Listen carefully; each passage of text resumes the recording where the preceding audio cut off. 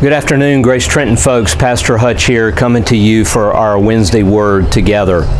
So have you ever had this experience before? The other day, I set out from my house and I was headed to the hardware store. I get in my car, I'm driving down the road, and the next thing I know, I'm pulling up at the gym. And I pull into the parking lot and I think to myself, wait a minute, this isn't the hardware store. How'd I get here?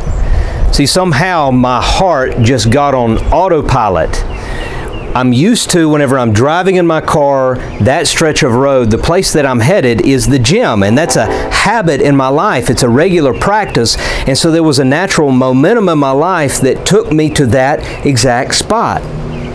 There's a tremendous power to habit. It's like we are hardwired for habits and practices.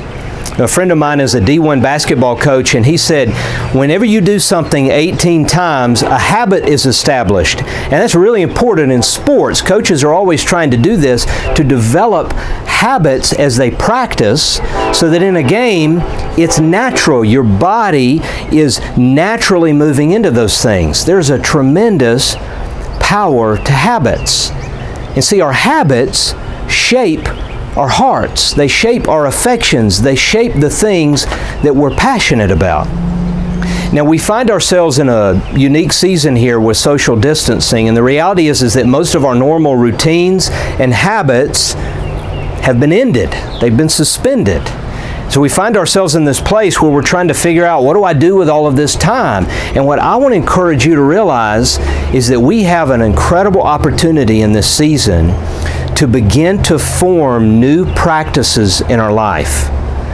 You see, the spiritual practices, the spiritual disciplines have been given to us by God that they might shape our hearts, that they might direct and orient our minds and our affections towards Him. The more that we begin to devote ourselves to these practices, the more aware of God that we get. And I'm thinking about things like Scripture and prayer and fellowship with God's people and fasting, all of those things that He's given to us that shape our hearts towards Him.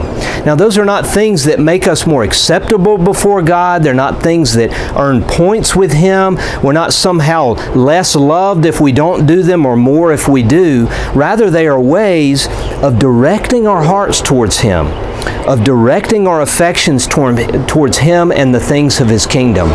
So we have an incredible opportunity in this season. I want to encourage us to be really intentional about developing practices and habits, spiritual disciplines in our life.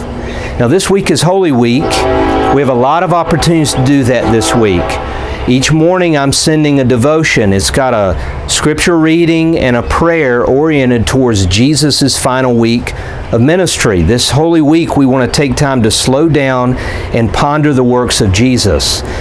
This Friday, our denomination and a few others are calling on churches around the world to set apart this Good Friday as a day of prayer and fasting. So we want to invite you to do that. We want to participate in that as a church. And then also, as we think about Easter Sunday, we're not able to be together and to celebrate our normal traditions together, but I want to encourage you at home to come up with your own. Maybe it's a special meal. Maybe it's something you do together as a family or roommates. Maybe we can share those ideas with one another.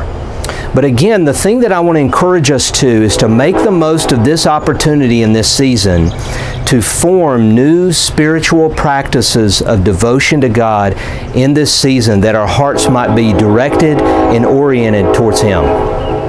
Okay, good to be with you. We'll talk soon.